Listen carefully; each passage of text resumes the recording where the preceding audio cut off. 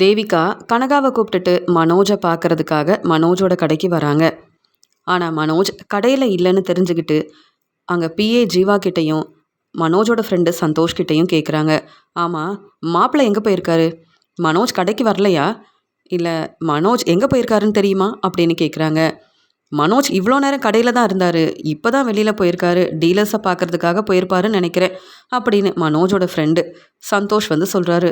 என்னம்மா, ஹஸ்பண்டை பார்க்கலான்னு வந்தால் இங்கே ஹஸ்பண்ட் இல்லையே, எங்கம்மா போயிருக்காரு அப்படின்னு கேட்கும்போது, மனோஜுக்கு நிறைய வேலை இருக்குது, மனோஜ் இவ்வளோ பெரிய பிஸ்னஸ் செய்கிறாரு கனகா, நீ அதை புரிஞ்சுக்கணும். மனோஜ் வீட்டுக்கு வரலன்னு உடனே கடைக்கு போகணும்னு அடம் பிடிச்சு என்னை கூப்பிட்டு வந்த, இப்போ பாத்தியா மனோஜ் கடையிலையும் இல்லை அப்படின்னு சொல்கிறாங்க தேவிகா. அம்மா, நம்ம இங்கேயே இருப்போம், எப்படியும் ஹஸ்பண்ட் கடைக்கு வருவார்ல, இன்னைக்கு ஹஸ்பண்டை பார்த்துட்டு தான் நம்ம வீட்டுக்கு போகணும் அப்படின்னு கனகா சொல்கிறாங்க. இல்லை கனகா, எனக்கு நிறைய வேலை இருக்குது, இன்னைக்கு நானும் நம்ம கம்பெனிக்கு போகணும் அப்படின்னு சொல்கிறாங்க தேவிகா. இல்லைம்மா, நான் ஹஸ்பண்டை பார்த்துட்டு தான் வீட்டுக்கு வருவேன் அப்படின்னு சொல்கிறாங்க. உடனே பிஏ ஜீவா சொல்கிறாங்க, மனோஜ் இப்போ வந்துடுவார், வேலையெல்லாம் முடிச்சுட்டு மறுபடியும் மனோஜ் கடைக்கு தானே வருவார், வேணும்னா கனகா இங்கேயே இருக்கட்டும், நீங்கள் கொஞ்ச நேரம் பாருங்கள், மனோஜ் வந்த உடனே கனகா பேசிட்டு கிளம்பி வரட்டுமே அப்படின்னு சொல்லும்போது, சரி கனகா, உனக்காக தான் நான் கொஞ்ச நேரம் இங்கேயே இருப்பேன், ஆனால் மனோஜ் வரலன்னா நம்ம கிளம்பிடணும் சரியா அப்படின்னு தேவிகா பேசுகிறாங்க. கனகா சரின்னு சொல்லிட்டு கடையில் இருக்க ஒவ்வொரு பொருளையும் பார்த்துட்ருக்காங்க. அவங்களுக்கு ஃப்ரிட்ஜுனா ரொம்ப பிடிக்குன்றதுனால இங்கே உடனே ஃப்ரிட்ஜு பக்கத்தில் வந்து நின்றுக்கிட்டு அந்த ஃப்ரிட்ஜையே பார்த்துட்ருக்காங்க. அந்த சமயம் இங்கே மனோஜுக்கு வந்து ஜீவா வந்து ஃபோன் பண்ணுறாங்க. மனோஜ் எங்கே இருக்கீங்க அப்படின்னு கேட்கும்போது, அதான் ரோகிணி வந்து பேசிட்டு வந்தால, ரோகிணியை பார்க்குறதுக்காக ரோகிணி வீட்டுக்கு வந்திருக்கேன். என்னாச்சு, இப்போ எதுக்கு ஜீவா ஃபோன் பண்ணியிருக்கீங்கன்னு கேட்கும்போது, உடனே உங்களை பார்க்குறதுக்காக உங்கள் மனைவி கனகா வந்திருக்காங்க, தேவிகா வந்திருக்காங்க, அதனால தான் சார் ஃபோன் பண்ணேன் அப்படின்னு மனோஜ் கிட்ட சொல்லும்போது, என்னது தேவிகாவும் கனகாவும் கடைக்கு வந்திருக்காங்களா?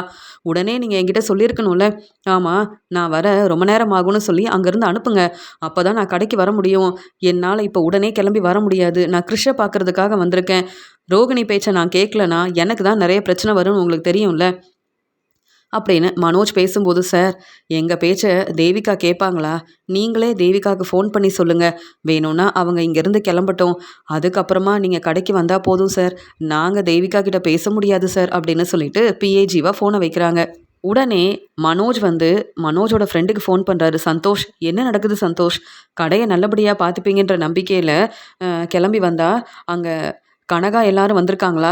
நான் இல்லைன்னு சொல்லி அவங்கள அங்கேருந்து அனுப்ப வேண்டிதானே, நீங்களும் அவங்கக்கிட்ட பேசிகிட்டு இருக்கீங்களான்னு சொல்லும்போது, இல்லை மனோஜ், இது உன்னுடைய வாழ்க்கை, நாங்கள் என்னப்பா பேச முடியும், நீயே வந்து பேசு, நீ வரணும், உன்கிட்ட பேசணும்னு கனகா ரொம்ப நேரமாக காத்துட்ருக்காங்கன்னு சொல்லும்போது, என்ன சந்தோஷ் நீங்களும் இப்படி பேசுகிறீங்க? சரி, நான் சீக்கிரமாக கிளம்பி வர பார்க்குறேன், ஆனால் இப்போ என்னால் வர முடியாதுன்னு நீங்கள் சொல்லுங்களேன்னு சொல்லும்போது, அதெல்லாம் முடியாதுப்பா மனோஜ், நாங்கள் உங்கள் கடையில் வேலை பார்க்குறோம், அவ்வளவுதான், உனக்காக முடிஞ்ச அளவு உதவி செஞ்சிட்டோம், அவ்வளவுதான் மனோஜ், இதுக்கு மேலே நீ தான் உன்னுடைய வாழ்க்கையை பார்த்துக்கணும், நீயே கனகா கிட்டேயும் தேவிகா கிட்டேயும் பேசு அப்படின்னு சொல்லிட்டு இங்கே மனோஜோட ஃப்ரெண்டு ஃபோனை வச்சிடுறாரு. உடனே மனோஜ் தேவிகாவுக்கு ஃபோன் பண்ணுறாங்க. என்ன அத்தை, எப்படி இருக்கீங்க? கனகா எங்கே அப்படின்னு அவங்க 2 பேரும் கடைக்கு வந்திருக்காங்கன்னு தெரியாத மாதிரியே மனோஜ் பேசும்போது, உங்கள் கடையில் தான் இருக்கோம் மாப்பிள்ள, நீங்கள் எப்போ வரீங்க? உங்களுக்கு நிறைய வேலை இருக்குன்னு தெரியும், இருந்தாலும் நீங்கள் வந்தீங்கன்னா கனகா உங்ககிட்ட பேசுவா அப்படின்னு சொல்லும்போது, இல்லை அத்தை, இப்போ தான் நான் கிளம்பி வந்திருக்கேன், எனக்கு நிறைய வேலை இருக்குது, என் வேலையை முடிச்சுட்டு நான் உங்கள் வீட்டுக்கு வந்துடுறேனே, கனகா கிட்ட பேசி நீங்கள் கனகாவை கூப்பிட்டு போங்க, நான் உங்கள் வீட்டுக்கு வரேன் அப்படின்னு சொல்லிட்டு மனோஜ் ஃபோனை வைக்கிறாரு. உடனே இங்கே தேவிகா சொல்கிறாங்க, பாத்தியா கனகா, நான் தான் சொன்னேன்ல, மனோஜ் மாப்பிள்ளைக்கு நிறைய வேலை இருக்கும், மனோஜால் இப்போ கடைக்கு வர முடியாதான், டீலர்ஸை பார்த்து பேசணும், நிறைய வேலை இருக்குன்னு சொல்கிறாரு, நம்ம வீட்டுக்கு கிளம்பலாம் வா கனகா அப்படின்னு சொல்லும்போது, என்னம்மா சொல்கிறீங்க, ஹஸ்பண்ட் வரமாட்டாரா அப்படின்னு சொல்லிட்டு வேறு வழி இல்லாமல் கனகாவும் அங்கேருந்து கிளம்புறாங்க. உடனே இந்த உண்மையை மனோஜோட ஃப்ரெண்டு ஃபோன் பண்ணி சொல்கிறாங்க. மனோஜ், நீ பேசினதுக்கப்புறமா கனகாவும் தேவிகாவும் இங்கேருந்து கிளம்பிட்டாங்கன்னு சொல்லும்போது, இப்போ தான் சந்தோஷமாக இருக்குது, சரி நான் சீக்கிரமாக கடைக்கு வந்துடுறேன், நீங்கள் கடையில் இருக்க வேலையை பாருங்கள் அப்படின்னு சொல்லிட்டு மனோஜ் ஃபோனை வைக்கிறாரு. கொஞ்ச நேரம் கழித்து கனகாவும் தேவிகாவும் அவங்க வீட்டுக்கு போகும்போது அங்கே மனோஜை பார்க்குறாங்க, ரோகிணியவும் பார்க்குறாங்க. உடனே கனகா, அம்மா அங்கே பாருங்க, மனோஜ் வந்து நிறைய வேலை இருக்குன்னு சொன்னார்லம்மா ஹஸ்பண்டு, ஆனால் அவர் எதுக்குமா இங்கே வந்திருக்காருன்னு கேட்கும்போது, ஆமாம் மனோஜ் எதுக்கு ரோகிணிகிட்ட பேசிகிட்டு இருக்காரு அப்படின்னு யோசிக்கிறாங்க. காரை நிப்பாட்டிட்டு அங்கேருந்தே தேவிகா பார்க்குறாங்க. இங்கே ரோகிணியோட வீட்டுக்கு மனோஜ் போகிறத கவனிக்கிறாங்க. இங்கே கனகாவோட கல்யாணத்துக்கு ரோகிணி தான் மேக்கப் போடுறதுக்காக வந்தாங்க, ஆனால் இப்போ என்ன, மனோஜ் ரோகிணியை பார்க்கறதுக்காக எதுக்கு வந்திருக்காரு ஒன்றுமே புரியலையே அப்படின்னு அங்கே வந்து பார்ப்போன்னு சொல்லிட்டு ரோகிணியோட வீட்டுக்கு கனகாவை கூப்பிட்டுட்டு தேவிகா வராங்க. அந்த சமயம் ரோகிணி கிட்ட மனோஜ் சந்தோஷமாக பேசிகிட்டு இருக்காரு.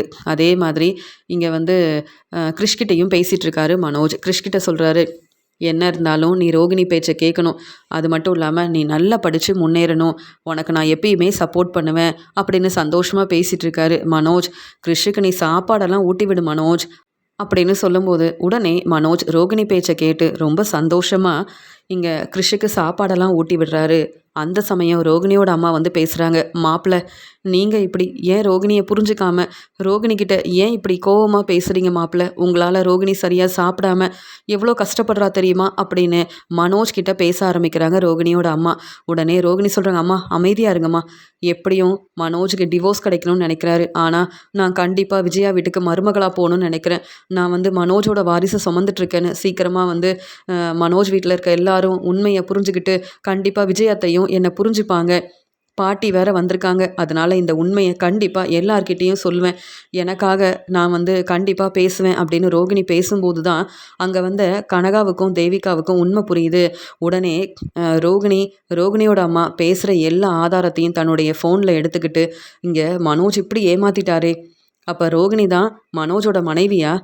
சீக்கிரமாகவே எனக்கு டிவோர்ஸ் கிடச்சிரும்னு மனோஜ் சொன்னது எல்லாமே பொய் தானா அப்படின்னு ரொம்ப கோவமாக அங்கே கனகாவை கூப்பிட்டு வந்த தேவிகா மனோஜ் அப்படின்னு சத்தமாக கூப்பிடுறாங்க. உடனே அங்கே வந்த மனோஜ் தேவிகா நிற்கிறத பார்த்துட்டு, நீங்களா அப்படின்னு கேட்குறாங்க. நான் தான். ஏன் ரோகிணி வீட்டுக்கு நான் வரவே மாட்டேன்னு நினச்சிங்களா? இப்போ தான் நாங்கள் இந்த பக்கமாக போயிட்டு இருந்தோம். அப்போ தான் கனகா நான் இங்கே தான் ஹஸ்பண்டை பார்த்தேன்னு சொன்னப்போ நம்பவே இல்லை. ஆனால் இப்போ தான் புரியுது மனோஜ், நீங்கள் எங்களை ஏமாத்திருக்கீங்க மனோஜ். அப்போ உங்களுக்கு டிவோர்ஸ் கிடைக்காது. ரோகிணி வேறு மாசமாக இருக்காங்க அப்படி தானே அப்படின்னு கேள்விக்கு மேலே கேள்வி கேட்குறாங்க. உடனே ரோகிணி சொல்கிறாங்க, ஆமாம் தேவிகா மேடம், நீங்கள் ஏன் இங்கே வந்தீங்க? நீங்கள் எதுக்காக மனோஜ்கிட்ட இப்படிலாம் பேசுகிறீங்கன்னு சொல்லும்போது, ஏன்னா மனோஜ் கனகாவை கல்யாணம் பண்ணிக்கிட்டாரு. மனோஜ் எங்கள் வீட்டு மாப்பிள்ளை. அதான் நான் வந்து கேள்வி கேட்குறேன் அப்படின்னு சொன்ன உடனே ரோகிணியோட அம்மா எல்லாருமே யோசிக்கிறாங்க. மனோஜ் என்ன மனோஜ் இதெல்லாம் அப்படின்னு கேட்குறாங்க ரோகிணி. இல்லை ரோகிணி, நான் சொல்கிறேன் ரோகிணி, புரிஞ்சுக்கோ ரோகிணி அப்படின்னு பேசும்போது, போதும் மாப்பிள்ள நீங்கள் இனி பேசவே வேண்டாம், நீங்கள் எங்களை ஏமாத்திருக்கீங்க அப்படின்னு சொல்லிட்டு ரொம்ப கோவமாக தேவிகா உடனே போலீஸ்க்கு ஃபோன் பண்ணுறாங்க. அத்தை என்ன செய்கிறீங்க அப்படின்னு கேட்கும்போது, நீங்கள் எங்களை ஏமாத்திருக்கீங்க. என்னுடைய சொத்து பணம் எல்லாமே உங்களுக்கு கிடைக்கணுன்றதுக்காக எங்ககிட்ட எவ்வளோ பேசியிருப்பீங்க, எங்களை எவ்வளோ நம்ப வச்சிங்க. ஆனால் உங்களை பற்றின உண்மை இப்போ தானே புரியுது. நீங்கள் ரோகிணிகிட்ட பேசுகிற எல்லா உண்மையும் நானும் கேட்டு தெரிஞ்சுக்கிட்டேன். இதுக்கு மேலே நீங்கள் பேசாதீங்க மனோஜ் அப்படின்னு சொல்லிட்டு அங்கே போலீஸை வர வைக்கிறாங்க. ஏற்கனவே தேவிகா கிட்ட இருந்த ஆதாரத்தையும் போலீஸ்கிட்ட கொடுக்குறாங்க. இதை பார்த்துட்டு உடனே, என்ன மனோஜ் இதெல்லாம், உங்களுக்கு தான் டிவோர்ஸ் கிடைக்கலையே, அதுக்கப்புறம் நீங்கள் எதுக்கு கனகாவை கல்யாணம் பண்ணிக்கிட்டீங்க? ஆனால் ரோகிணிக்கும் கிறிஷுக்கும் இவ்வளோ சப்போர்ட் பண்ணுறீங்களே அப்படின்னு சொல்லும்போது, சார் ஆமாம் சார், கண்டிப்பாக மனோஜுக்கு டிவோர்ஸ் கிடைக்காது. மனோஜை என்னால் விட்டு கொடுக்க முடியாது சார். ஆனால் மனோஜ் இப்படி செய்வார் நான் யோசிக்கவே இல்லைன்னு ரோகிணி ஒரு பக்கம் ரொம்பவே அழ ஆரம்பிக்கிறாங்க. நான் மாசமாக இருக்கேன், ஆனால் மனோஜ் என்னை புரிஞ்சுக்காம கனகா வேற கல்யாணம் பண்ணிக்கிட்டானே அப்படின்னு ஒரு பக்கம் ரோகிணிக்கு கோவம் இருந்தாலும் இன்னொரு பக்கம் மனோஜை நினச்சி மனசு வேதனைப்படுறாங்க. ஆனால் மனோஜ் செஞ்ச இந்த வேலைக்கு சரியான பதில் கிடைக்கணும் அப்படின்னு உண்மையை கண்டுபிடிச்ச தேவிகா மனோஜை பற்றின உண்மையை அங்கே வந்த போலீஸ்கிட்ட தெளிவாக சொல்கிறாங்க. மனோஜ் வசமாக மாட்டிக்கிறாரு. தேவிகா கிட்ட மன்னிப்பு கேட்குறாரு மனோஜ். அத்தை நீங்கள் தான் எனக்கு சப்போர்ட் பண்ணணும்னு சொல்லும்போது, போதும் மனோஜ் நீங்கள் எங்ககிட்ட பேச வேண்டாம் அப்படின்னு ரொம்ப கோபமாக சொல்கிறாங்க தேவிகா. மனோஜை பற்றின உண்மையை தெரிஞ்சுக்கிட்டு கனகாவோட வாழ்க்கைக்காக மனோஜுக்கு சரியான பதில் கொடுத்துருக்காங்க தேவிகா. தேவிகாவும் கனகாவும் சீக்கிரமாகவே மனோஜை பற்றின உண்மையை தெரிஞ்சுக்கிட்டது சரிதான் அப்படின்னு நினச்சிங்கன்னா லைக் அண்ட் சப்ஸ்கிரைப் பண்ணிக்கோங்க.